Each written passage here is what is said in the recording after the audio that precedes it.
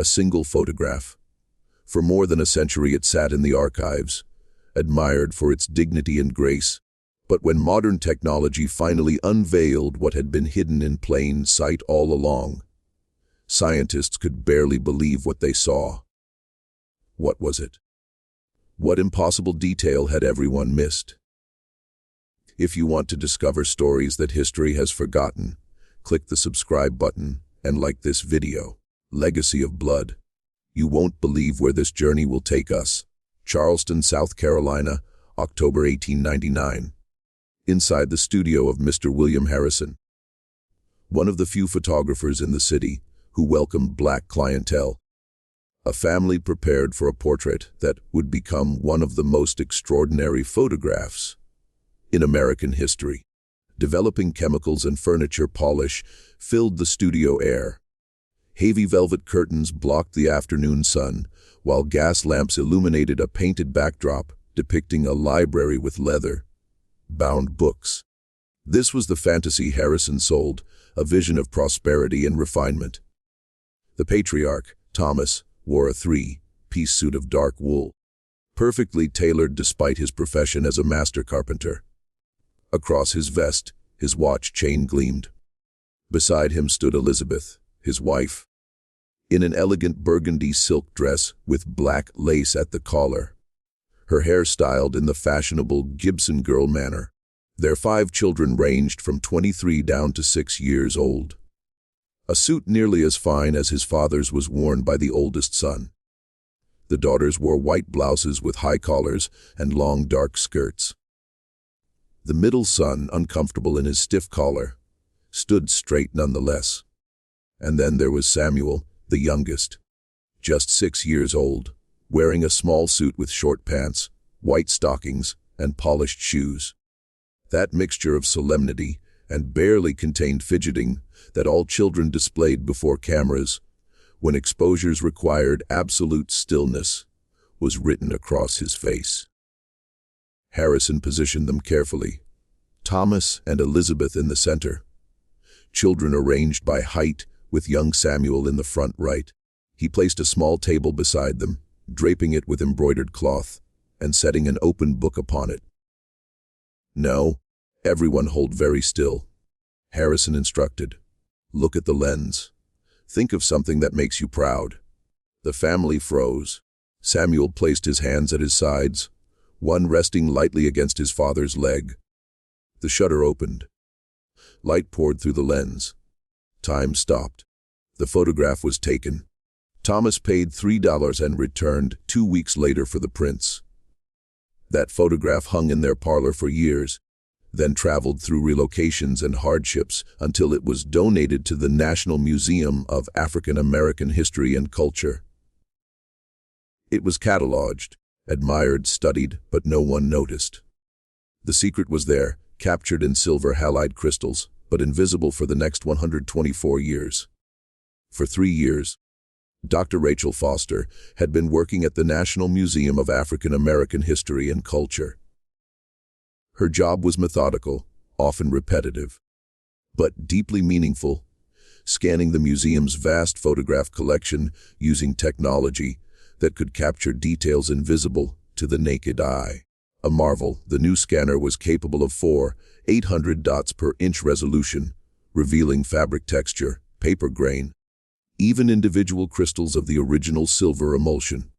It was designed to preserve fragile images digitally while extracting every possible detail. On a frigid January morning in 2023, from climate-controlled storage, Rachel pulled a photograph.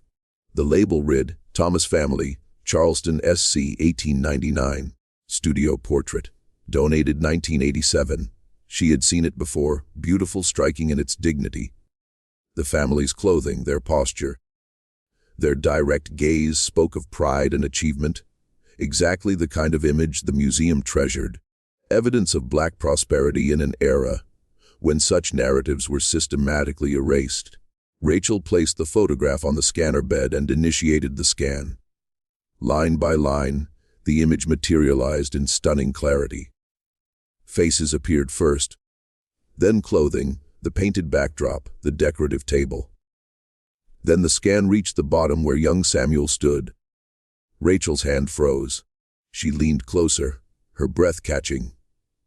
About the child's right hand, something looked unexpected. She zoomed in once, then again and again, until the pixels resolved into perfect clarity. "Oh my God," she whispered. Samuel's right hand resting against his father's leg had 6 fingers. Not a blurred artifact, not a trick of light, 6 distinct, fully formed fingers, clearly visible in the high-resolution scan. Rachel sat back, her mind racing. She zoomed to the left hand, normal, 5 fingers. She returned to the right hand, 6 fingers, unmistakable. On the pinky side, the extra digit appeared, postaxial polydactyly. It wasn't some vestigial nub. It looked proportional, functional, just another finger. Rachel's heart pounded as she searched the museum's database. Who was this family? Were there other photographs? Medical records? Within an hour she had a name, Thomas, master carpenter of Charleston. Within 2 hours she made a phone call that would change everything. Dr. Webb. This is Dr. Rachel Foster from the National Museum of African American History. I need you to come to Washington immediately. I think I found something extraordinary. 48 hours later, Dr. Marcus Webb arrived at the museum, a geneticist at Johns Hopkins University specializing in hereditary conditions in African American populations. Marcus approached his work with deep respect for the painful history of how black bodies had been exploited in medical research. Rachel met him in the examination room, the 1899 photograph resting in an archival sleeve on a light table. Beside it, her laptop displayed the high-resolution scan. "Thank you for coming," Rachel said. "I need you to tell me I'm not imagining this." "Oh." Marcus pulled on white cotton gloves and lifted the photograph, studying it with his naked eye. At normal viewing distance, the family looked exactly as expected, dignified, well-dressed, proud. He could barely make out individual fingers at this resolution. Then he looked at the digital scan. Rachel had zoomed in on Samuel's right hand. Marcus's eyes widened. Bilateral or unilateral? Unilateral, only the right hand. Intently, Marcus studied the image. Postaxial polydactyly. The extra digit is beside the pinky finger, and look, it's not deformed. It appears fully formed with complete articulation. He sat back, removing his glasses. This is remarkable. Polydactyly occurs in about 1 in every 1,000 births, but to capture it so clearly in an 1899 photograph, and for it to go unnoticed for over a century. There's more, Rachel said, pulling out a thin folder. The donor said this family were master carpenters in Charleston, multiple generations of craftsmen, highly respected. Marcus's interest sharpened. Multiple generations. Do we know if the trait appeared in other family members? That's what I need your help to find out. Painstaking historical research began. The 1900 census gave them basic information. Thomas, born approximately 1849, occupation, carpenter. Elizabeth, his wife. 5 children including Samuel, age 7. A property deed from 1897 showed Thomas had purchased a building on King Street, significant for a black man in that era. A clerk's notation read, Thomas, master carpenter of considerable reputation. They weren't struggling, Rachel observed.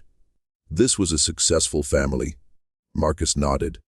Which makes me wonder, if this child had a 6th finger and the family was prosperous, they clearly didn't hide it. They posed in front and center in a professional portrait. What does that tell us?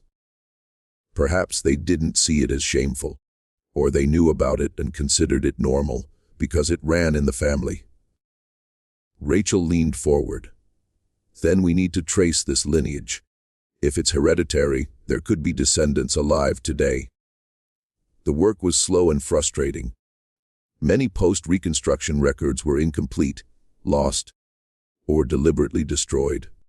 Black families' births often went unregistered. The Great Migration scattered families nationwide, breaking documentation chains.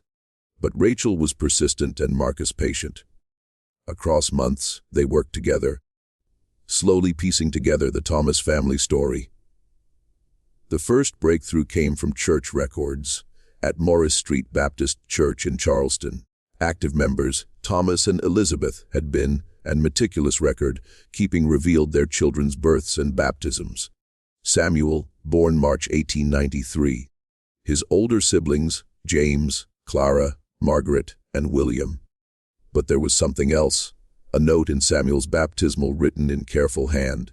Received into God's grace, marked with his distinction, blessed be his Maker's hands. Maker's hands. Marcus repeated that specific language. Rachel searched digitized church records. Look at this. A church newsletter from 1905 mentions Thomas's carpentry business taking on apprentices. It says, continuing the tradition of the Maker's hands passed from father to son.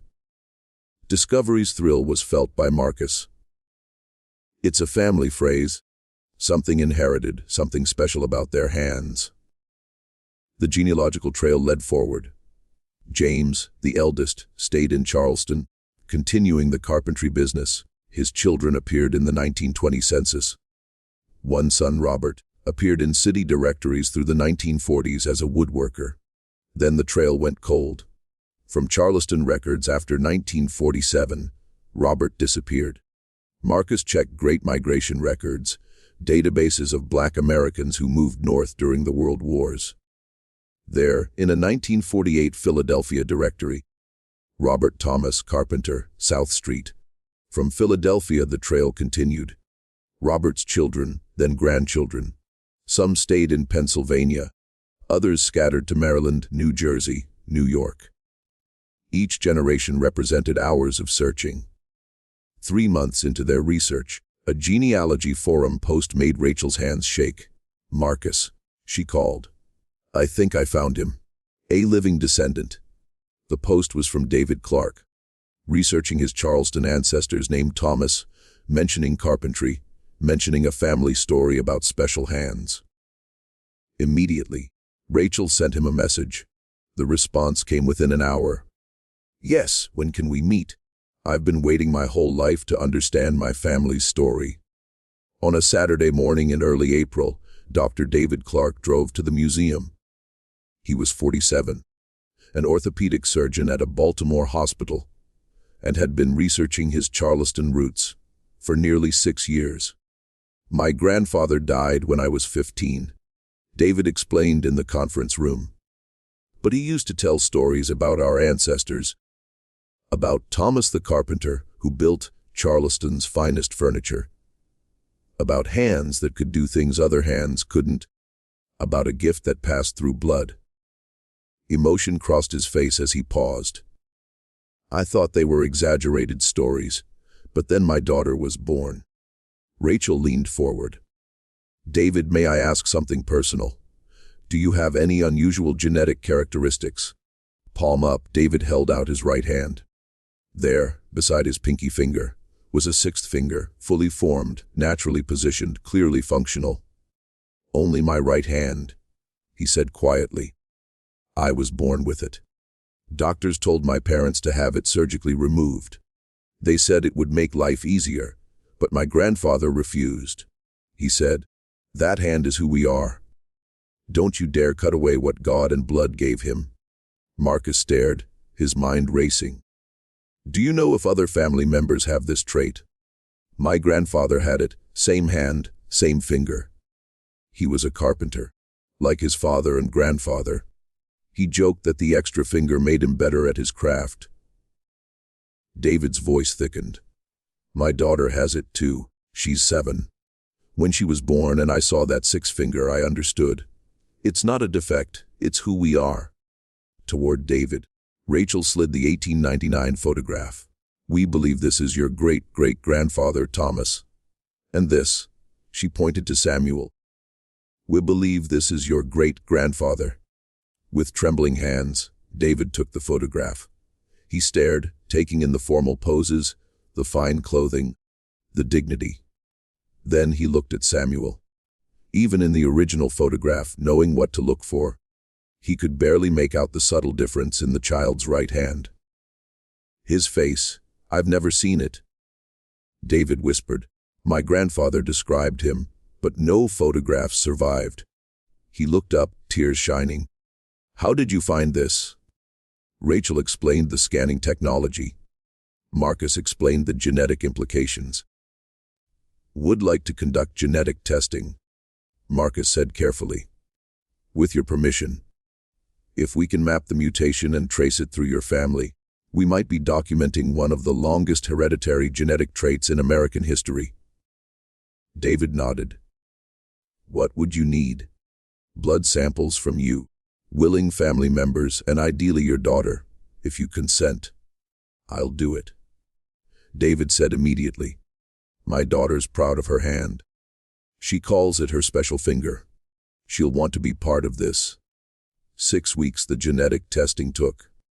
Marcus collected blood samples from David.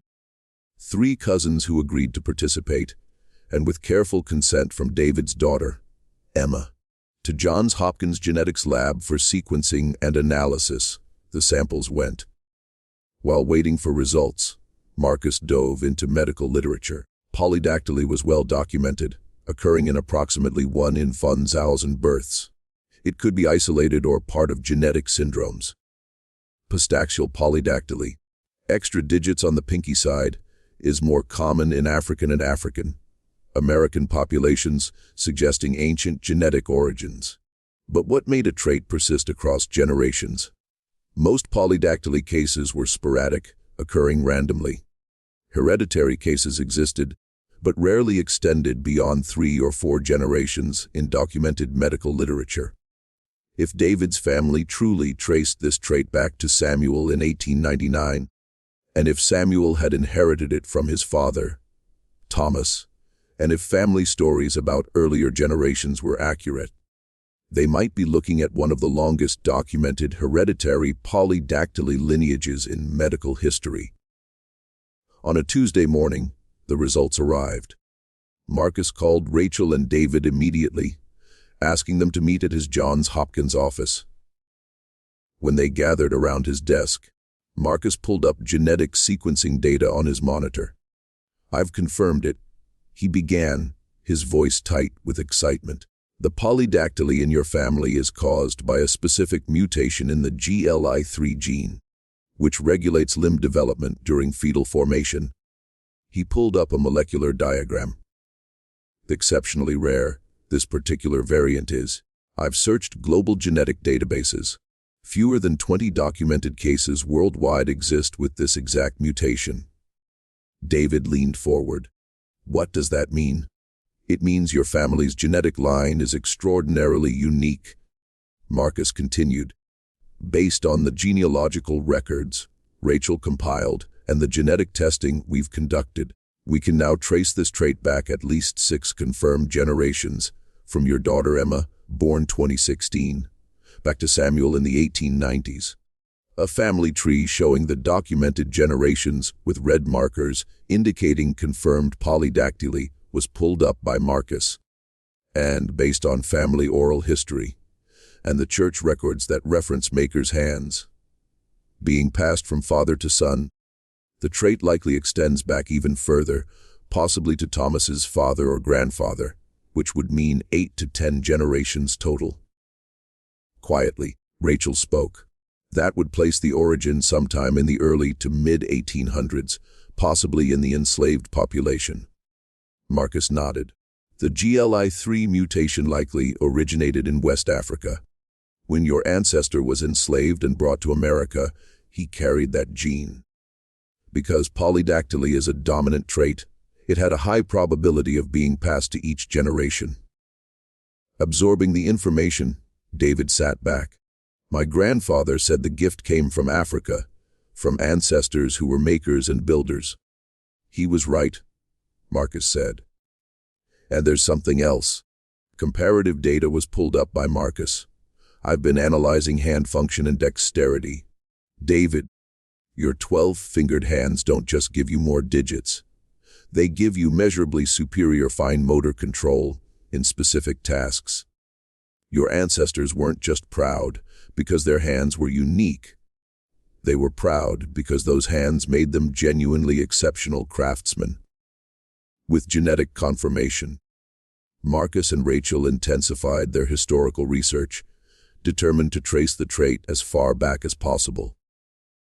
To Charleston they returned, visiting historical societies, church archives, and even elderly community members whose families had lived in the city for generations. Unexpected insight was provided by Mr. James Washington, a 91-year-old archivist at a small low-country museum.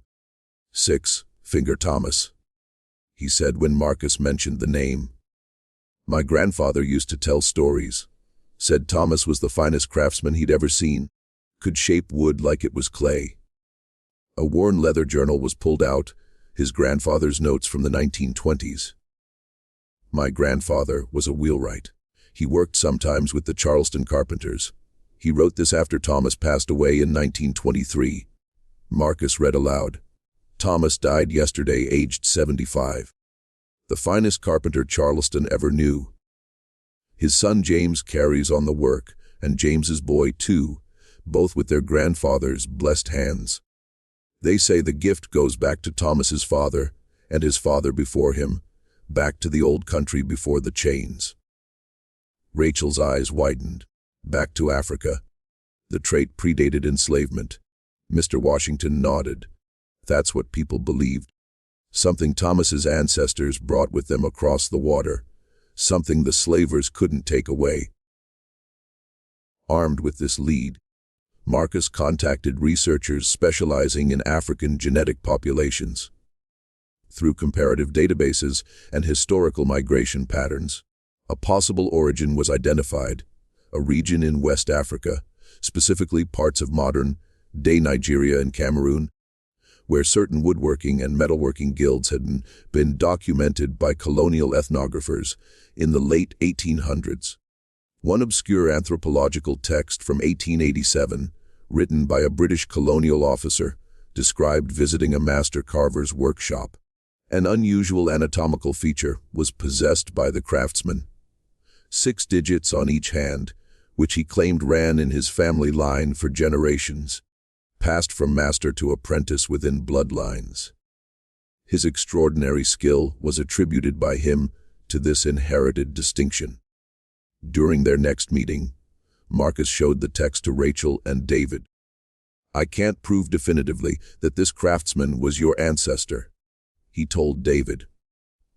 The historical record doesn't allow that level of specificity, but the geographic region, the time period, the craft tradition, and the hereditary nature of the trait all align.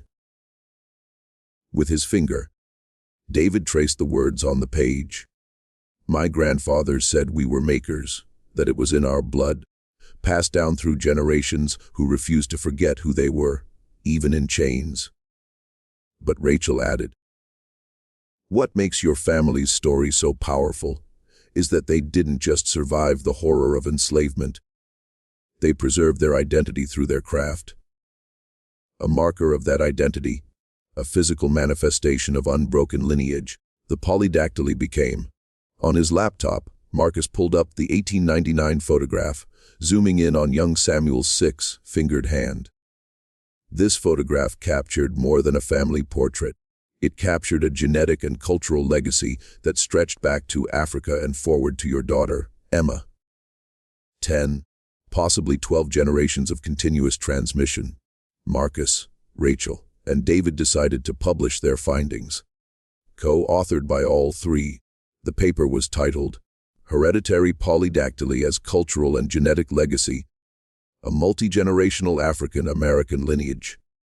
To the Journal of Medical Genetics and Human Evolution, it was submitted. The response was immediate. Peer review was fast-tracked by the journal, and within 2 months, the paper was accepted. But before publication, word spread through academic circles.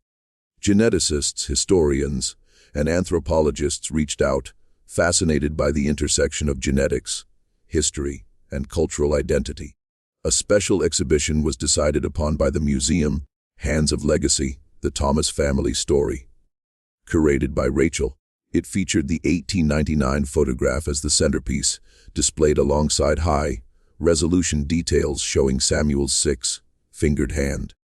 Included in the exhibition were Harrison's medical sketches from 1904, genealogical charts tracing 10 generations, genetic diagrams explaining the GLI3 mutation, and contemporary photographs of David and Emma. Surgical instruments were contributed by David, displayed beside replicas of Thomas's carpentry tools. The visual parallel was striking. The same hands separated by more than a century, both using their 12 fingers to create and heal. In September 2023, the exhibition opened. Thousands visited in the first month. The story was picked up by major news outlets: The Washington Post, NPR, The New York Times, international media.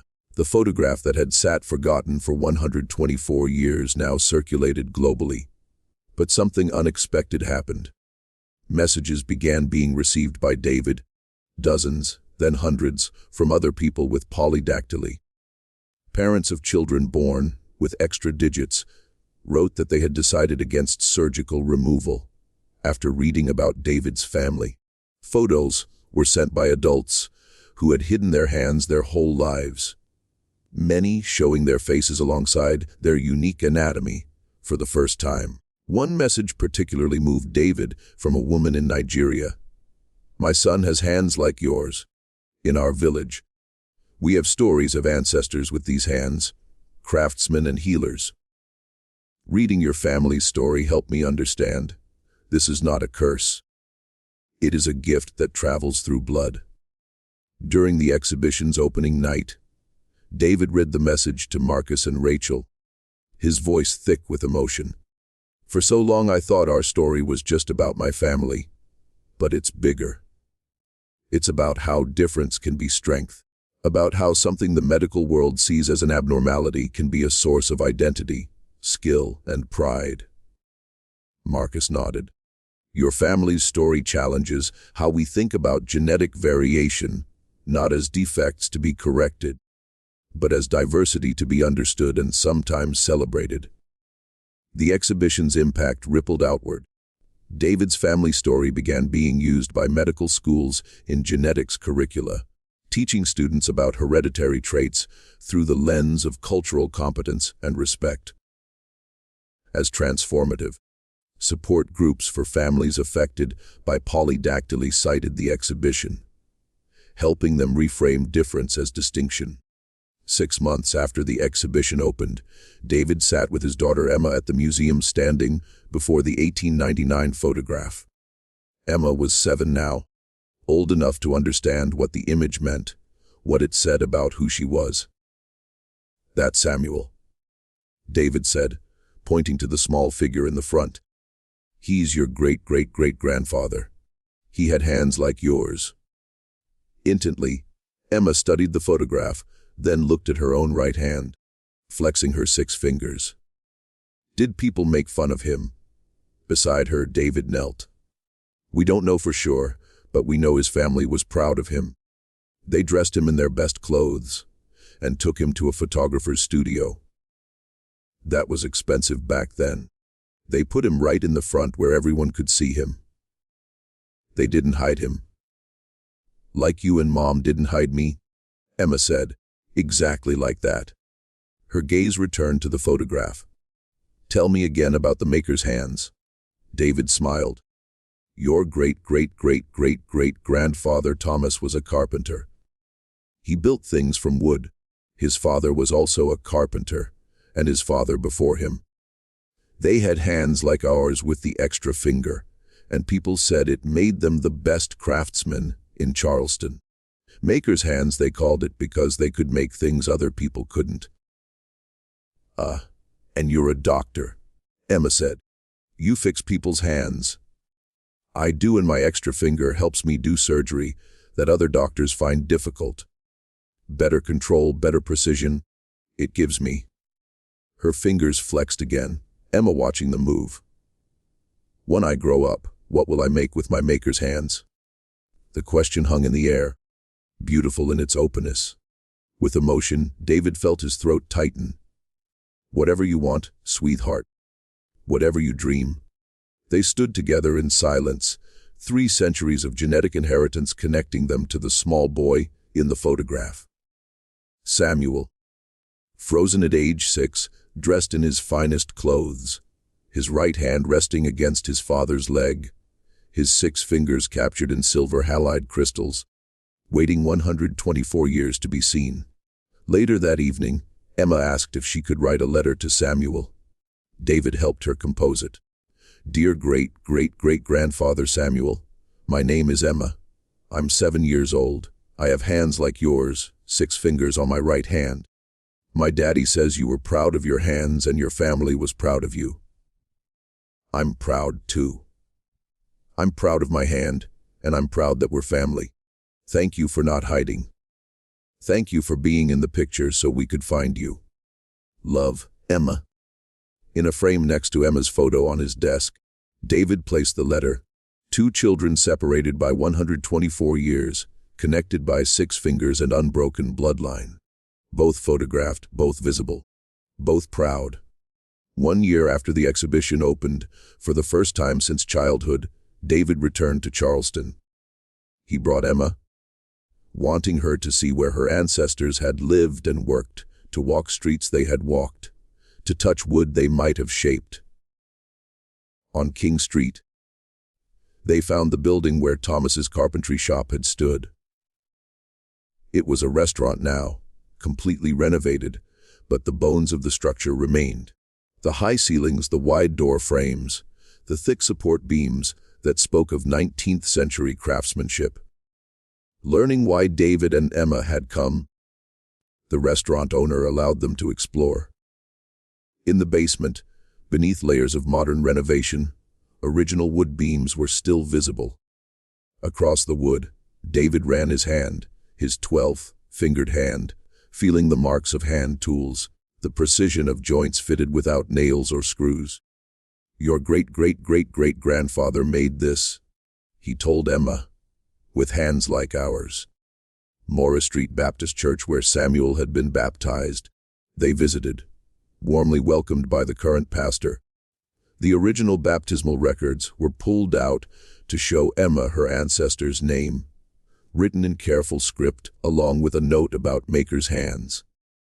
At the museum's Charleston satellite location, a traveling version of the exhibition was seen by them.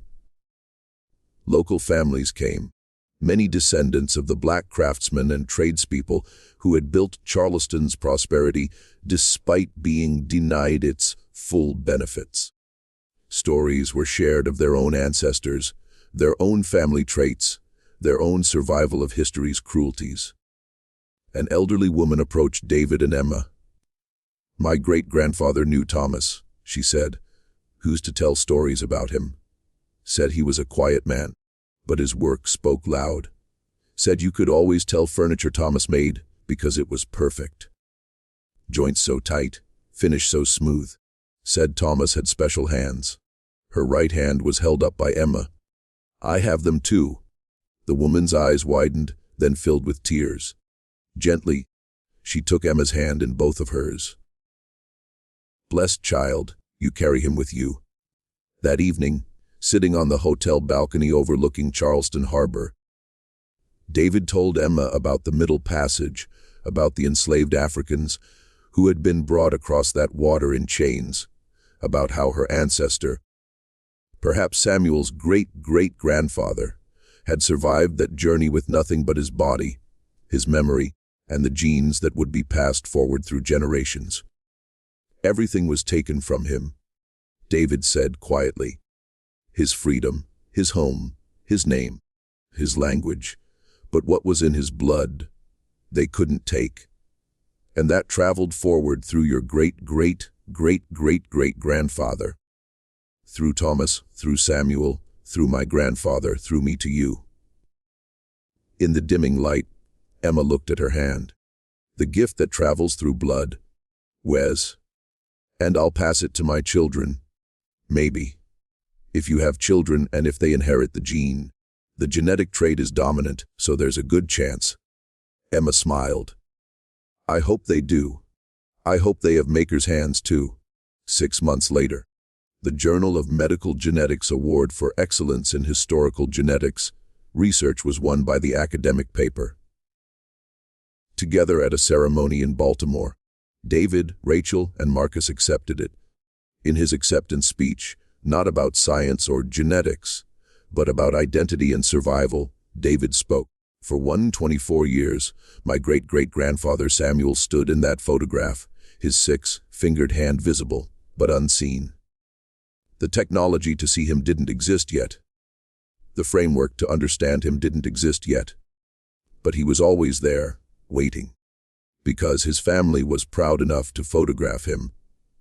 Because archivists were careful enough to preserve that photograph. Because researchers were curious enough to look closely, we finally saw him. We finally understood. And in seeing him, we saw ourselves. That's the power of not hiding. That's the legacy my family gave me and the legacy I give my daughter. Be visible. Be proud. Be exactly who you are, because someone in the future might need to see you to understand themselves. In the National Museum of African American History and Culture's main hall, the photograph of Samuel and his family now resides permanently, displayed prominently with interactive screens, allowing visitors to zoom in on Samuel's hand and learn the full story. One of the museum's most viewed exhibits, it has become. And sometimes, late at night, on his computer, David pulls up the high-resolution scan, zooms in on Samuel's six-fingered hand, and feels the weight of connection across time. The same mutation, the same chromosomes, the same 12 fingers linking him to a child who stood solemn and proud in a Charleston photography studio in 1899. Not knowing his hand would speak across more than a century. Samuel couldn't have known his photograph would be magnified and studied, that his hand would become famous, that his genetic legacy would be documented and celebrated. He simply stood that day, dressed in his finest clothes, being exactly who he was. But his hand spoke across the years and finally, someone had listened.